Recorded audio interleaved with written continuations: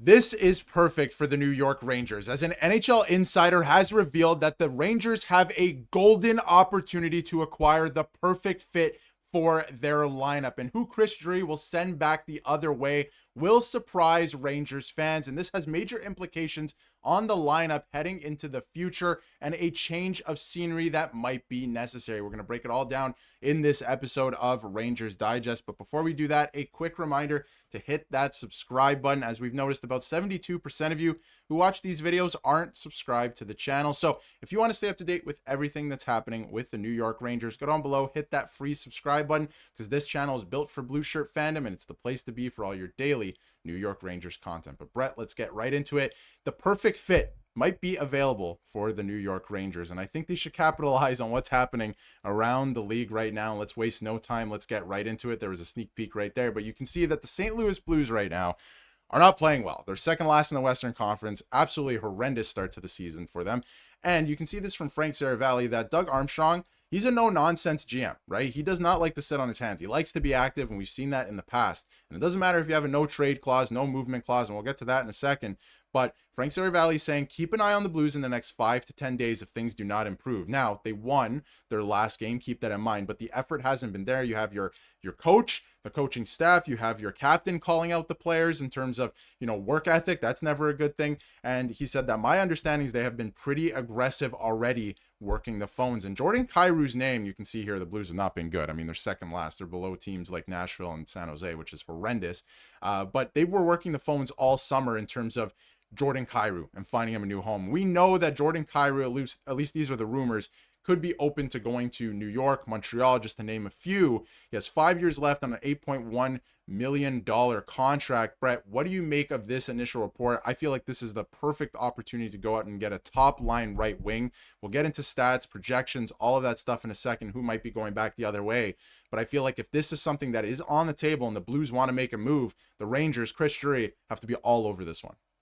Yeah, the reason it's a perfect fit, Darius, is because what would be going the other way? Now, hopefully St. Louis would be enticed enough to want to make this deal, which we will get into in just a second here. But the Blues have been bad, as you just said, second worst in the Western Conference. And, they have been working the phones, and they will be working the phones, as Seravalli said, over this next week, this next 5 to 10 day stretch. And what is so ironic about that, what is so interesting, is that as Seravalli comes out with that report, the same day you see the Blues bench Jordan Kyrou, you could argue their best player, bench him for no other reason than simply just looking for a spark. And what team looking for a spark benches arguably their best player? So there is definitely something odd, something strange going on in St. Louis. And look, there's some strange stuff going on in New York, like Panarin. We spoke about it in a previous video, talking about the contract affecting him. And I said, look, maybe if he were playing better, it wouldn't be on his mind so much. So there are some interesting things going on in both New York, in both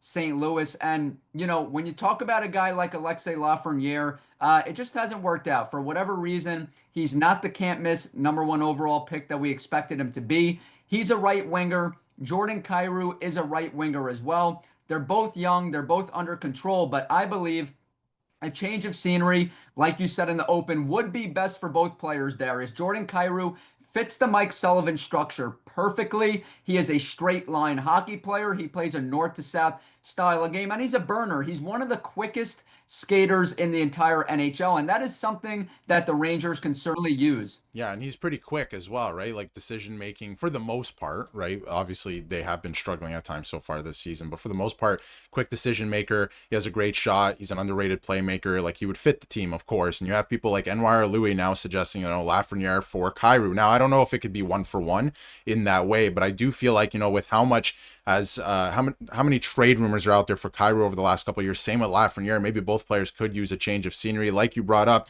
he was scratched for no reason, right? Like, he was one of their best players, honestly, the whole season so far. So to scratch him is a little odd if you look at it that way. I kind of like the scratching because it kind of feels like anyone can get it, right? And I feel like that could spark a team, and maybe the Rangers can learn something about that. Like anybody can get it, just scratch somebody to try and send the message. So in that way, I kind of like it. But in terms of, scratching a player that's underperforming, that's not who he is, right? He's good.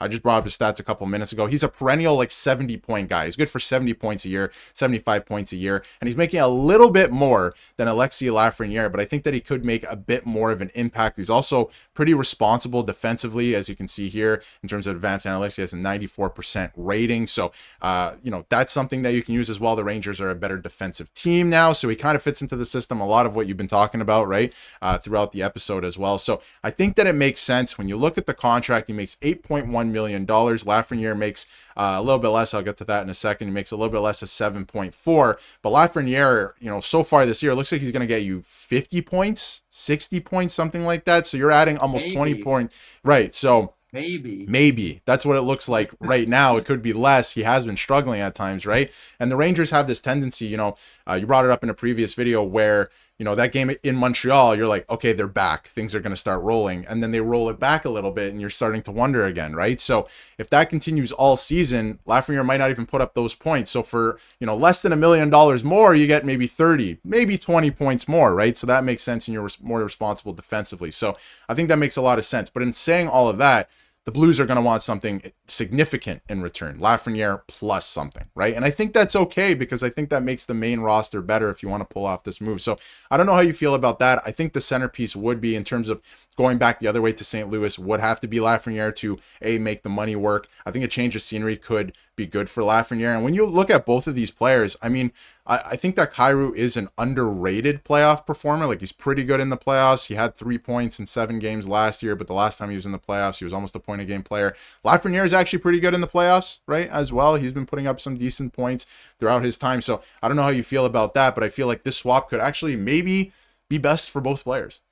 Yeah, Lafrenière had that one series when the Rangers won the President's Trophy against Florida. We all remember it, where he looked like, that's the Lafrenière we want. We haven't seen it since. And, 60 points, that's absurd. I don't see that at all in Lafreniere's future, unfortunately, Darius. Maybe 50 points for Lafrenière. But look, Kyrou is a great fit because, Lafrenière, unfortunately, he's not a legit set in stone top 6 player. You know who is? Jordan Kyrou is a legit top 6 player. Like I said, he fits Sullivan's structure. He is fast.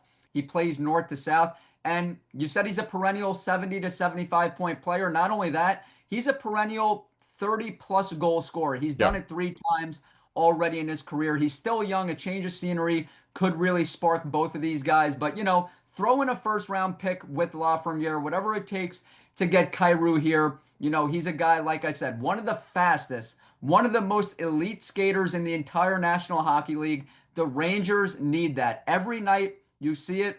It's the eye test. You can see they just look a step slow out there against these high-octane offenses, teams like Edmonton, Toronto, all these teams that play fast, Montreal, Minnesota. The Rangers just look a step slow out there. So adding an elite skater like this, adding a goal scorer like this would certainly help the Rangers, not only now, but for the future. Absolutely. And his 70 points works well. You obviously want point production, but in terms of goal scoring, like you brought up, the Rangers are having a tough time scoring goals this year, as we all know, right? They have, outside of that San Jose game at home, they've scored 1 goal on home ice. Outside of that one game, it's not good enough. And when you look up and down this lineup, and I know Trocheck's out, but do you even look to Trocheck for that point production anyway, or that goal scoring? Not necessarily. That's not necessarily his game. So when you look up and down the lineup, we were looking at Cooley, thought he would be a little bit better. Lafreniere's not offering much this year. If you can add 30 goals into this lineup, instead of Lafrenière and what he's been able to produce so far, that's a significant increase. That makes the team a lot better. So